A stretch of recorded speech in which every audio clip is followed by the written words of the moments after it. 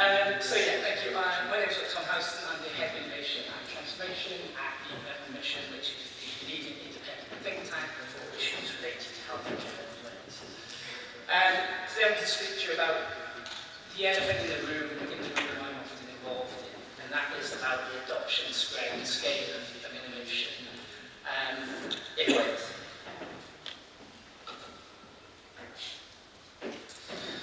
So for me, the challenge in Wales is not innovation necessarily, or it's not more pilots. The challenge we face is fundamentally implementation.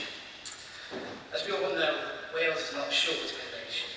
Every day, clinicians, managers, partners from across the health and care system develop new ways of improving outcomes, experiences, and efficiency.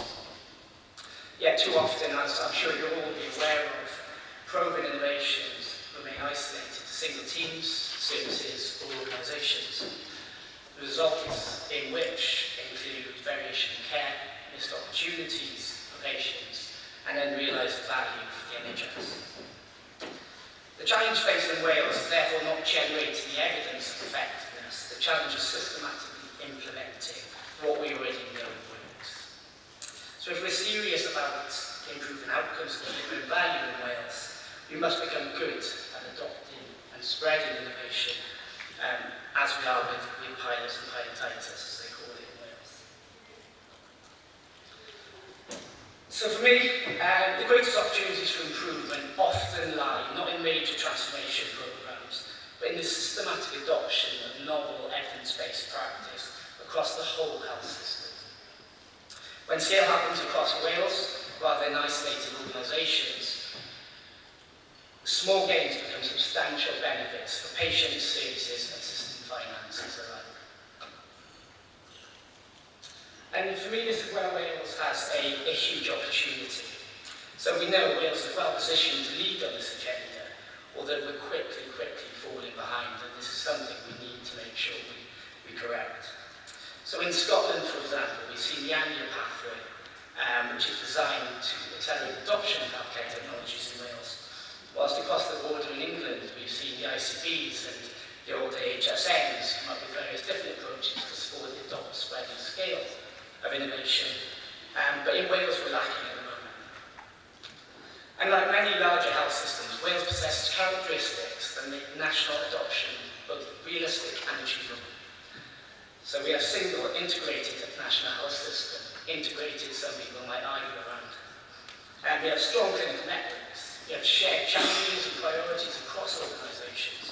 We have growing evidence base. And we have an enabling policy environment from a healthy Wales to the innovation strategy specifically for Wales. These assets give us a unique opportunity to move beyond isolated pockets of excellence and create population-level impact. The question is no longer whether innovation works. The question becomes how quickly and consistently can we ensure every citizen benefits from it. However, to do this is not as easy as it sounds. And to realise this, we need a national approach to the adoption and implementation of innovation across our system. So this is precisely why the Adopt, Spread and Embed programme was established in partnership with colleagues from NHS-PNI, particularly planned care, and further afield from the innovation ecosystem in Wales. So this piece of work is helping to inform the development of a national innovation adoption pathway and a programme of support for projects that follow. This aims to help the transition in Wales from an ad hoc adoption process towards a more systematic and coordinated approach.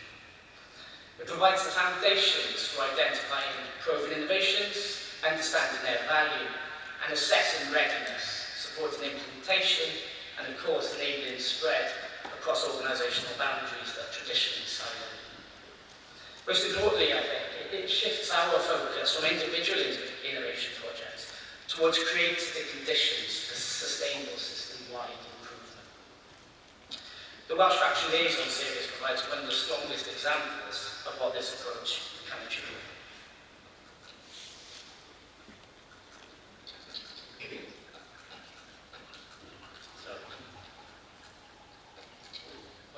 I won't go into the stats because we've heard about stats there.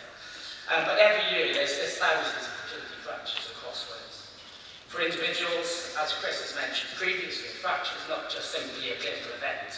It can mark the beginning of a loss of independence, mobility, quality of life, and confidence most importantly. Yet we've long known that many secondary factors are preventable. The challenge wasn't the lack of evidence, the challenge was translating that evidence into practice. Through Dr. Singh and his team's brilliant clinical leadership, unwavering perseverance, collaboration, and a commitment to adoption and implementation, Wales has transformed its approach to bone health. As we've heard today, the FLS model proactively identifies people at risk, assesses bone health, initiates treatment earlier, and supports long-term adherence. Rather than waiting for another fracture to occur, the service intervenes at the earliest opportunity.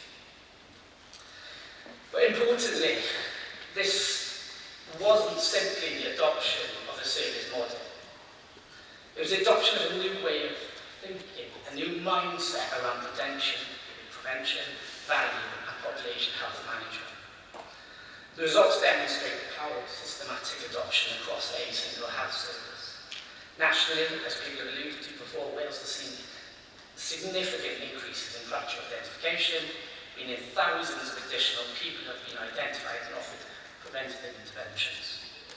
In ABU alone, identification rates have increased from 25% in 2021 to over 70% in 2024, exceeding national benchmarks.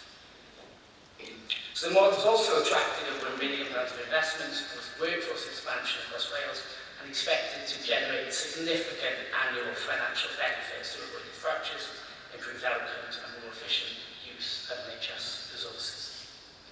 So this is proven healthcare in action: better outcomes for patients, better value for the NHS, and better use of public resources. How nice is it to see? So just on to my final slide. Success of the FLS in Wales demonstrates that it's possible where evidence, clinical leadership, and implementation collides with success. However, we can't rely on exceptional individuals alone, no matter how talented, committed, or inspirational they might be. Whilst leaders such as Dr. Singh have been instrumental in driving this work forward, a sustainable national approach cannot depend on individual champions. If we're serious about accelerating the adoption, spread, and scale of innovation across Wales, we must build the conditions that allow this to become the norm rather than the exception. That's why, alongside supporting the implementation of innovations through the Doctor's Growth Programme, we've also sought to understand the wider conditions of the ecosystem and how ready our organisations are to adopt and scale innovation. Our early assessments demonstrate that the appetite for innovation in Wales is still strong. Staff and leaders want to improve services and embrace new ways of working. However, it highlights that important enablers remain inconsistently applied across the system, as you can see in the graph to the left-hand side there. Innovation is valued, but often deprioritised, understandably in cases. Adoption remains reactive rather than systematic. Leadership support is variable. And too often, the processes, infrastructure, and support needed to move innovation from bench to bedside into routine practice are fragmented or absent altogether. So these findings shouldn't be viewed as criticism of organisations across Wales. Rather, they provide a clear roadmap for where we need to travel over the next few years if we are to realise the true potential of innovation in Wales. The lessons from the FLS is clear. We know what good looks like. We know that adoption at scale can improve outcomes, reduce harm, and deliver significant value for our NHS. Our challenge is now to create the conditions that allow many more innovations to achieve the same impact. If we can make innovation adoption a strategic priority for Wales, supported by great leadership, capability, infrastructure, and national coordination, then the success we've seen through the FLS need not be the exception, but it can become the expectation.